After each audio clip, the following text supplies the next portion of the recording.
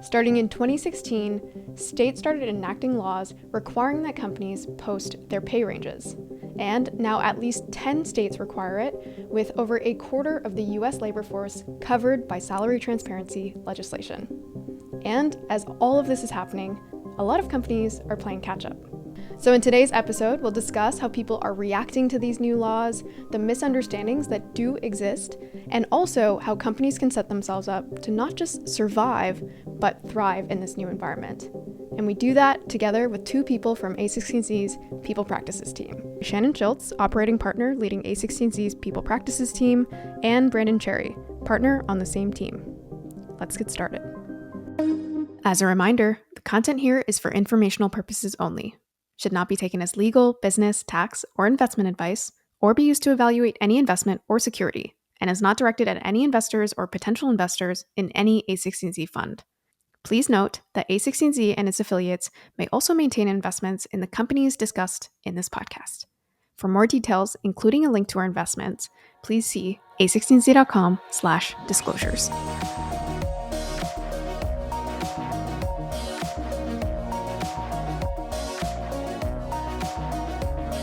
So pay transparency, I feel like this is a new-ish concept. Maybe 10 years ago, certainly 20 years ago, pay was not very transparent. And so you guys have both been working in this industry for a while. Tell me a little bit more about how you've seen that change, maybe that information asymmetry, especially in the last few years.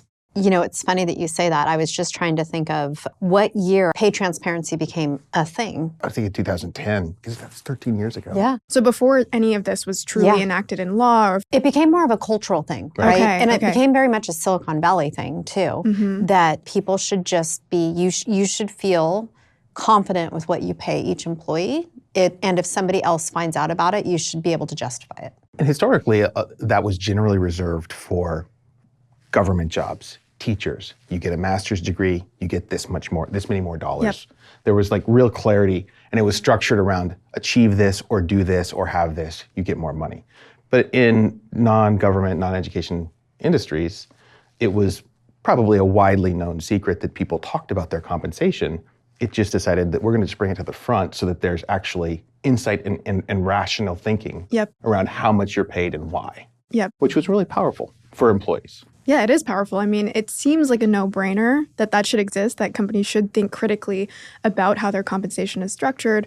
But to your point, that's not always the case. But now it may be forcibly the case because there are new laws in some states, not all, where they are required when you post a job to have transparent ranges. And so let's talk about that. What have you seen in terms of some of the legislation or the rules that are now in place that kind of force companies to think a little bit harder about this? And I think it was 2016 was the first time the law came out that if you are interviewing a candidate, they can ask for the pay range for the role. And you have to be able to, within 24 hours, share with the candidate what the pay range is. And that, I think, was 2016. And I remember when that happened, like we worked with a lot of our portfolio companies on thinking through what is your pay structure. And then it's just been a slow and steady progression of around compensation, around equality of compensation. The interesting thing is there is this law of pay transparency. If you think about the best practices on how to build a company, the earlier you think about putting a compensation structure in place, the stronger and healthier your company is because you have consistency, not fairness, consistency. Yeah. My favorite. I love to differentiate there. Wait, maybe you can actually differentiate. Like, what is the difference there that you see? Well, people will say, like, I don't think it's fair that that person is making what they're making. Well, let's dive into what that role is, the scope, the impact, the influence, what is the role. That's what someone's being comped against. When somebody comes and says, my comp's not fair compared to that person, you should be able to come back and say, no, for each role, we are benchmarking it against this data, and we target the 50th percentile. That's consistency. That might mean this role makes $100,000 a year, and this role makes $80,000 a year. But an employee comes talking about fairness. You don't get a lot of people saying, you know what, I don't want a merit increase. That's too much money for what I'm doing. Not many people will say that. And so what a company needs to have in place are those conditions for success that will enable them to react and respond to pay transparency. If you've got a comp philosophy that tells you how you look at the competitive market, how you position yourself against the competitive market, a leveling architecture that clarifies where a role sits in the career progression of any potential job, you can then lean on that to drive a consistent conversation with the backstop of that consistent infrastructure. Right. And then it clarifies and sort of codifies how the company thinks about compensation relative to their employees. And as opposed to having this black box, ambiguous way in which compensation is set, it sort of... It's a trust thing. It is. It limits cross-employee competition. The outcome is incredibly beneficial to companies. It's just painful to be able to articulate it if you don't have those things in place. Companies are now having to react to some of these changes in law. And I'm just so curious to hear what you're seeing in terms of the reactions. Are they abiding? Are they struggling to catch up? Some are just saying we're going to be in a wait and see. Okay. We're going to see how enforceable these laws are, how much audits are taking place, like what becomes of this new law. There's companies that are saying we're not going to do it, so we're not going to post our jobs. Because that's the most visible thing that's come out of it, is you have to have a salary range posted with your jobs. Yep. And then the third piece is you have companies that are saying you could make between, this role pays $65,000 a year up to $2.5 million a year, right? And somewhere in there, we're going to pay someone. And so I would say those are probably the three things that we see companies doing. Absolutely, those are three choices companies have. There's just a lot of concern over making sure that not only do they understand how to comply from a regulatory standpoint, but also what does this do to our employee population? Like, who's going to see this? How is this going to work? And if we do have $60,000 to $2.5 million, are we prepared? And do we have the ability to say, no, this is for you, it's 60. For other people, it's 2.5. Like, how do you have that conversation? But for every company, it's going to be very specific to where they're located, the kinds of employee populations they have, how clear and how strong their infrastructure is, and how they feel like they're prepared to have those conversations. Yeah. And again, it goes back to the basics, right? If you have the structure, so for us, it was relatively straightforward. Okay. We have the structure here. Yeah.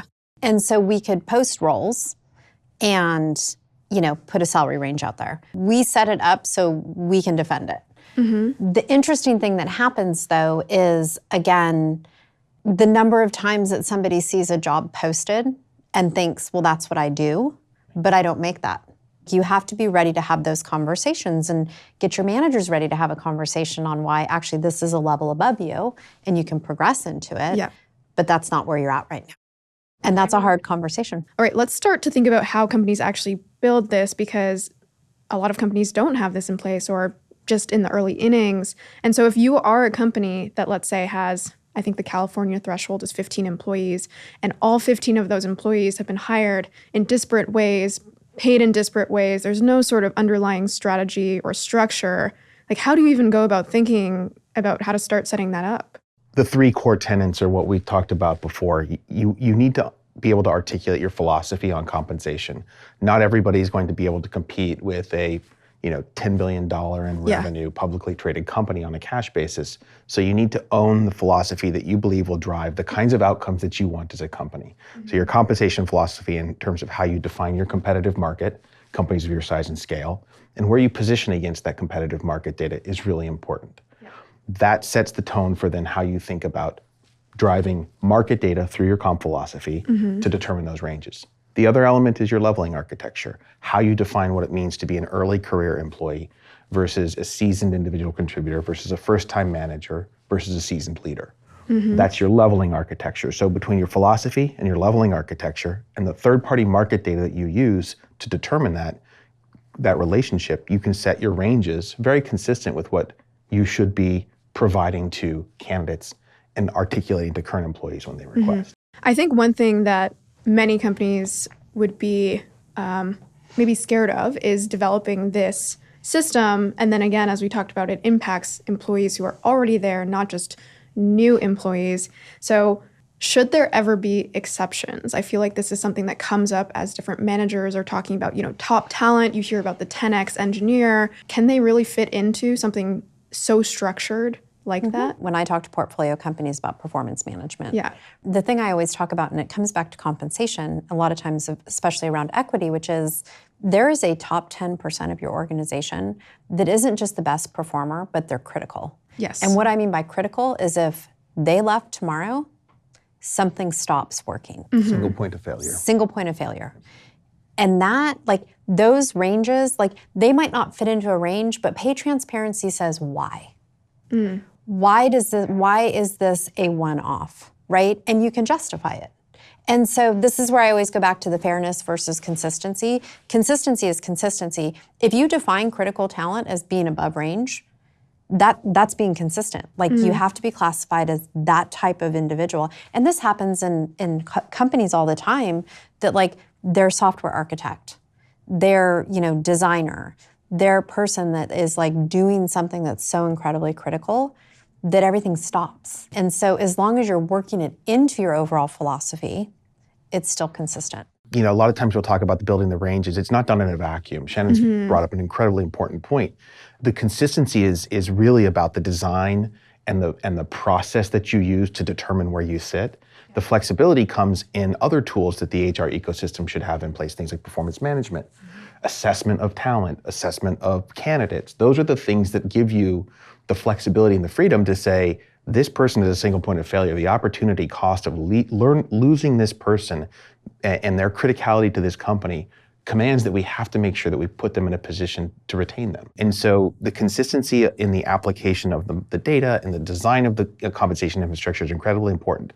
The application is where you need to be able to recognize the flexibility that's necessary to grow and run a business. So we always try and get companies to do it before they're like 50 employees. Yeah. And this has actually helped us, right? Like, Yeah. pay transparency would be much easier. And we've always said to people, the bigger your organization, the harder this project is. Yeah. Right. So the first thing you do is you have to remove all the humans from the project. What do you Right. mean by that? Like, the names? Yeah, and the names, the actual human beings, and you build the infrastructure of how many levels are we going to have, what scope, and what is it typically? It's years of experience, it's scope, it's impact, it's influence, Freedom to it's freedom to operate. operate. Like, these are all the different pieces that you put into a leveling criteria. Okay. And then from there, you build out different levels. You then pull in your market data, right? You identify who are our peers, what's our market data.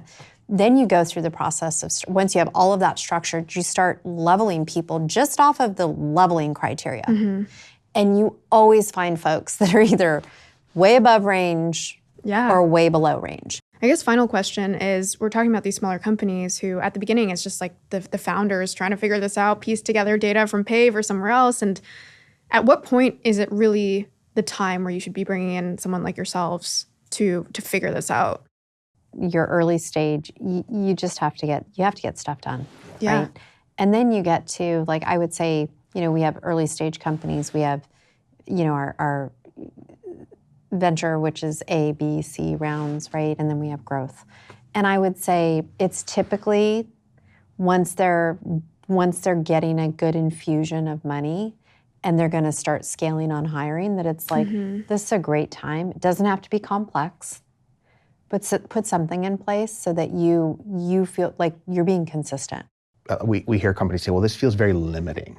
And the ranges aren't necessarily rules. They're guideposts, and more importantly, they surface the trade-off decisions that you make as a company along the way.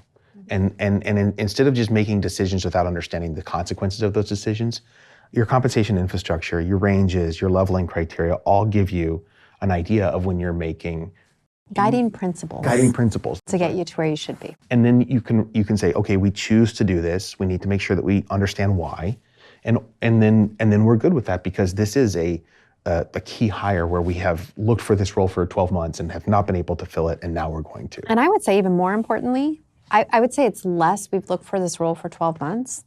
It's like this new technology came swooping in, and we actually found someone that knows how to do it. Right. You don't want someone who's just, everyone's negotiating and you're paying whatever somebody negotiates, because there's a lot of bias around that. Right. But there are going to be points in time, like, never in a million years did I think that we would see how the market was increasing as it was 2022, half of Yeah. second half of 2022, you never had to move your ranges. Your midpoint might move, but we were in a like constant progression of like, you have to move your ranges almost every year because the market was dictating it. Wow. Right. So it's being flexible, again, guiding principles, not laws. And one of the biggest red flags is if you find yourself, I call it vapor lock, I don't know what the right term is, but like spinning on should the range be plus or minus 7% or 5%, you know, and you're a 30-person company. That's not a good use of time. It's not a good use of time, and it's great to see that kind of passion around that conversation. But if you spend 10 weeks trying to figure out exactly how your ranges should be built, and you're a 20-person company, you should know that it's likely going to change in 12 to 18 months. Yeah. And You're so be right back at it. again, to the guiding principles point and also the evolution point. It's important to have a way in which you define those things, but recognizing that range will change, or your leveling architecture will change, or the types of programs. You might roll a bonus plan at some point on top, and you don't need to move the base salary ranges as much because you've got the performance management infrastructure. So it's a multivariable equation, and it's also important to balance the time that you dedicate to this process with sort of the return on that investment. All right, that is all for today's video. However, if you enjoyed it, we have a lot more where it came from. In fact, we just released a full-length episode on the A16Z podcast with these guests. So if you'd like to listen, go check it out in your favorite podcast app of choice, or you can find it in the description below. Thank you so much for listening, and we'll see you next time. Thanks for listening to the A16Z podcast. If you like this episode, don't forget to subscribe here on YouTube to get our exclusive video content. We'll see you next time.